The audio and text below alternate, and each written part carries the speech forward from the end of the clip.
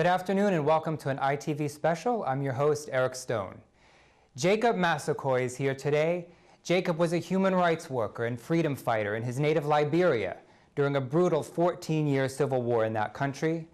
Jacob fought the rebel forces of Charles Taylor, spoke out against violence and the use of child soldiers, and as a result was tortured by rebels and escaped an assassination attempt for speaking out against war crimes. Jacob was granted political asylum by the United States government and came to Staten Island, where for over 10 years he was the executive director of African Refuge, a nonprofit organization that provides services to the Caribbean and African community. Jacob has written a book called I Still Believe, which will be on Amazon on Saturday, right? Jacob, thank you for being here. Thank you, Eric. Let me ask you, before we get into some of the work that you did on Staten Island, if you could just describe briefly, what was your experience in Liberia during the war, and what led you to the United States as a refugee? Thank you. I graduated from high school in '89 with such ambition to become a nuclear physicist. When I entered the university, the war broke out in early 1990. And my whole life shattered. The war degenerated into ethnic cleansing, where members of my tribe were targeted by the government forces. And at some point in early spring of 1990, I moved into the church building where I went for refuge, because the whole city was engulfed with war and they were hunting members of my tribe. There, the government soldiers came and attacked the building, and I survived the massacre. But the interesting thing is that my brother and I, one of my siblings, and I had an agreement that if someone or the government troops stop us, I should not identify with him, or he shouldn't identify with me, as part of our survival strategy. So on the morning of the massacre, we joined other survivors of the massacre to escape Monrovia. Around Todman Boulevard, a major street in Monrovia, the government troops came from the battlefront and they saw us. They told us to single file. And one of the soldiers identified him, and he was gunned down right in my person. Your brother? Yes, in my presence. And I did not identify with him because we had an agreement. I kept the agreement. If I had identified with him, perhaps I would have been dead by this time. So I escaped, managed to hide myself in an abandoned building, in a roof of an abandoned building. I met 3 other men hiding in that same in the same roof, and on the 3rd day we were dehydrated, really hungry and thirsty, so we decided to escape. Unfortunately, 3 of them died, and I managed to survive, and I adopted an assumed name called Sa Momo, a name belonging to another tribe in my country. So I moved to a place called Old Road, and later on August 9th, actually my birthday in 1990, the NPFL forces took over Old Road, where I moved. And it was the complete repetition of what we saw in Monrovia. While the rebel forces, the government forces, was targeting people belonging to my tribe, and they were suspected of being sympathizers of the rebel. On the other hand, Mr. Taylor, too, who had this huge propaganda spin that he was coming to liberate Liberians, it was complete opposite. My first experience behind the rebel line was complete mess. There were soldiers' checkpoint, where at that checkpoint they stopped people and they were killing people belonging to members of the president's tribe.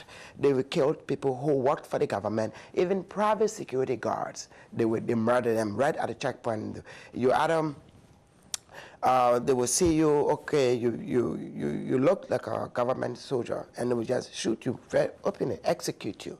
And that really destroyed me as a person. So I managed to, I made my way across the rebel lines, where I stayed for a couple of months. And in late 1991, I moved back to Monrovia, there where I started.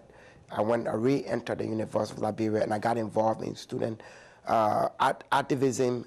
And in 94, my house, after a discussion on campus, political discussion on campus, student, talking against the war and having a debate about whether there should be war crime code, whether who's wrong and who's right.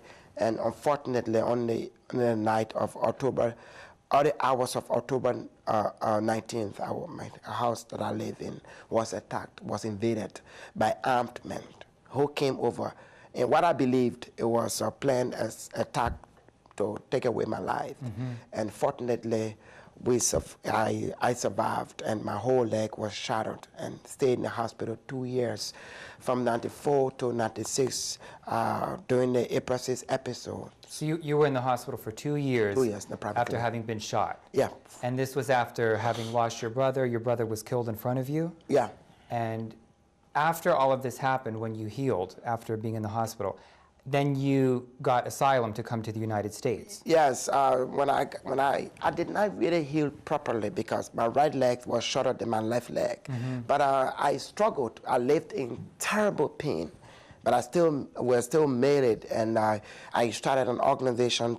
In 1997, I was privileged to work for the True Love Foundation for Peace and Development in Africa, where I had the privilege to work with former child soldiers, and to work with other fighters and help with rehabilitation, reconciliation. And after the election in 1997, I brought Mr. Taylor to presidency. In 2098, I created Free Teens Liberia, advocating against the use of children in the Mediterranean. So what was going on with child soldiers? I mean, I know that there was a lot of attention in the media about this many years ago, but just in brief, what was going on there with the government and children? Well, children were basically drugged.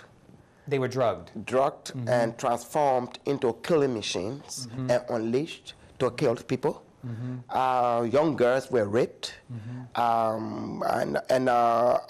In short, children were the chief victims of the war because they didn't know what they were doing, and they were being used. They were dehumanized. Dehumanized, to say the least. So you spoke out about this. You fought against the government. You spoke out against war crimes, and then essentially the government attacked you for you. Correct. During my visit in the United States in 2001. I actually spoke in Florida, one of the middle schools, while I was talking about the war in my country. And I used to come and raise money. And I speak to a middle school student. So in the class, when they asked me, and I talk about the need to prevent the use of children in the Mediterranean, I don't know, somewhere, somehow, someone held a copy of my presentation, and they had it in Liberia. When I returned, so you came to the United States, spoke out against what was going on in Liberia here, and in Liberia they found out about it. Correct. And then when you went back, they attempted to try to kill you. Correct. So that's how you got political refugee status in the United States. Correct. So you come to the United States. And then you end up running this nonprofit organization in Staten Island. Correct. For what, 9 years? But about 9 years. 9 years. And in Staten Island, and I don't know if a lot of people know this, there are almost 30,000 African and Caribbean, but mainly West African refugees there. Correct. Who also had this same asylum status, right? Correct. Because they were escaping the war, and they located in this part of Staten Island. Correct. And you ran this agency that provided a multitude of services for them, right? Correct.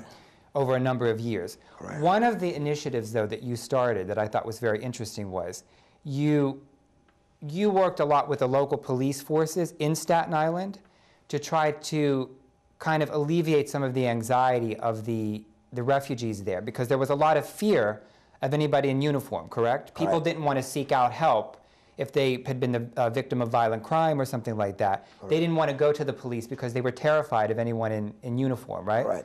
So what did you do with the police to try to help the police and the community kind of work well together in Staten Island. What was that initiative that you created? Well, we thought that there was a huge gap, as you regularly said, because most of these folks that came here as political refugees, they were victims of violence at home by people, men and women in uniform. By police, by military, so people who were supposed to protect them became perpetrators. Perfect. So when they came here, they came with the trauma and the deep mistrust towards law enforcement authorities in general. So one of the things we did at African Refuge is to promote police-community relationships. I conducted cultural sensitivity training for police officers. Cultural sensitivity for police officers to understand what the population was experiencing. Correct. The trauma, the fear, and everything. Then on my part, I educated the community about the police, that the police were actually in our community to protect us, to provide safety, to provide security. Unlike in our respective countries where police come, they exploit people, they harass people, they intimidate, they murder people. The police here, they were coming to actually provide protection. They were actually our allies as opposed to enemies. So that's part of the work that I did.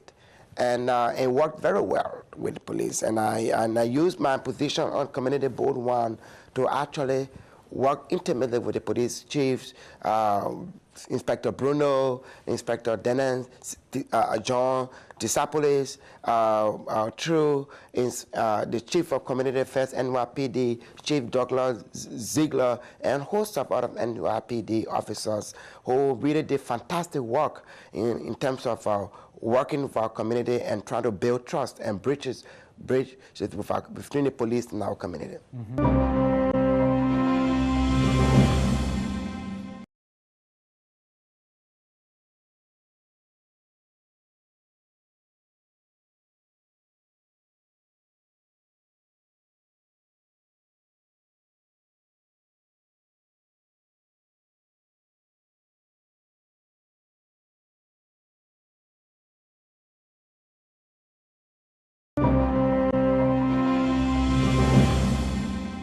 So this went very well. People started to trust the police. Yeah. The police started to be able to understand a little bit of what was going on with the population there.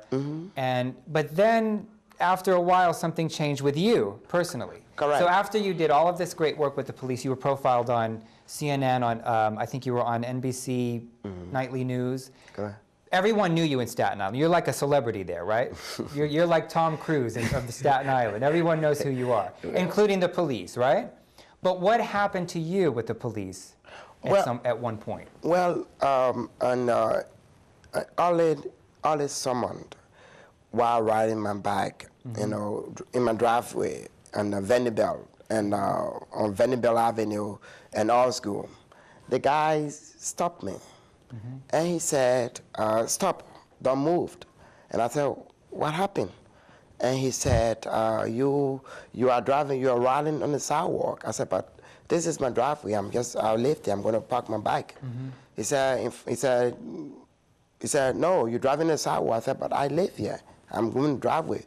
Then he said, then I turned to him. I said, "You know, we work very hard with the local police department here, 121 precinct, which of course I know where you're from.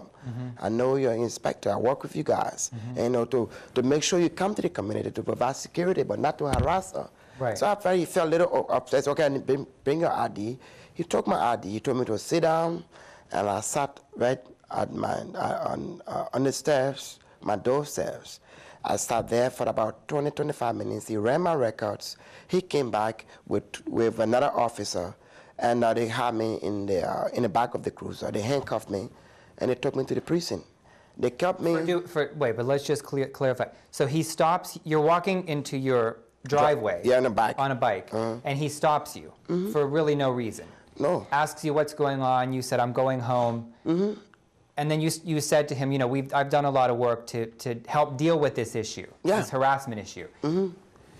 He basically arrests you because you questioned him. He questioned me, and I asked him, I said, "Do you know Inspector John Disapolis?" He acted as if he didn't know his own boss. Do you know Inspector Richard Bruno? He asked if he didn't know his own boss. How long you been at 1-2 prison?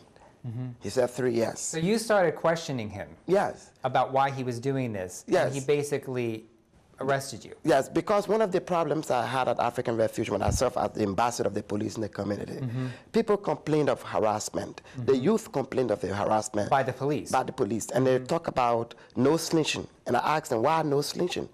Why what? No snitching. Meaning, snitching. No snitching, meaning don't tell police anything.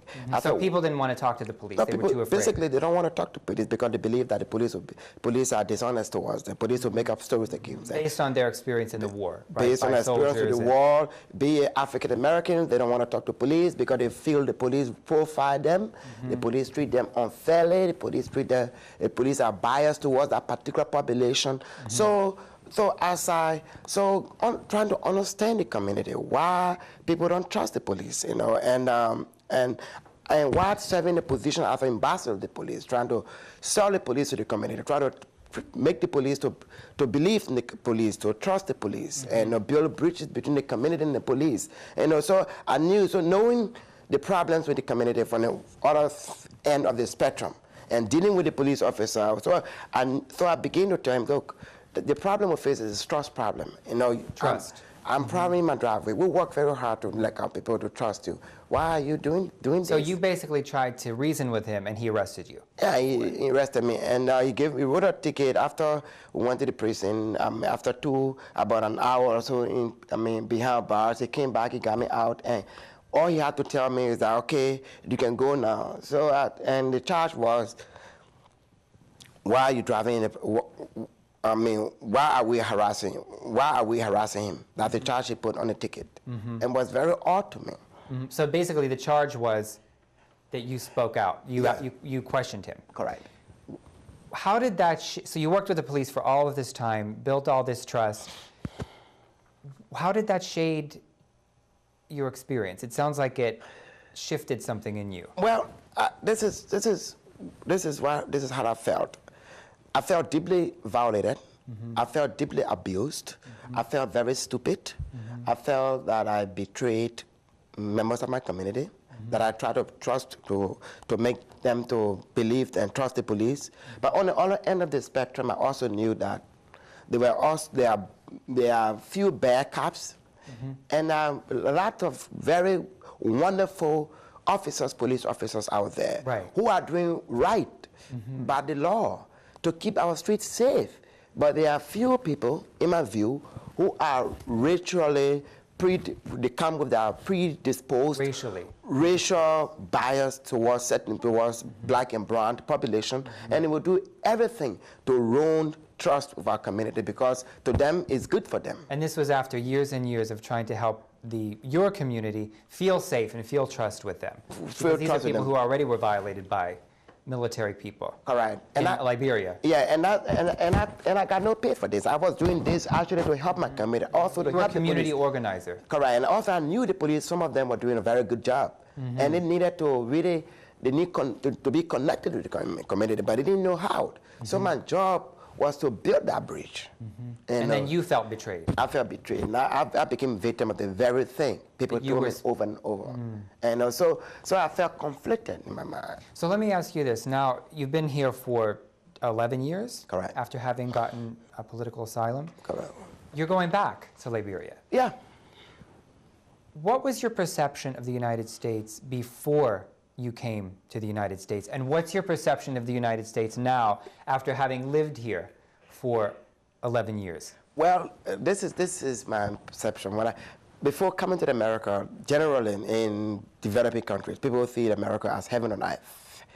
And they see, so in Africa, they think that they're coming to the land of milk and honey, right? It's going to be like heaven here. Like heaven here.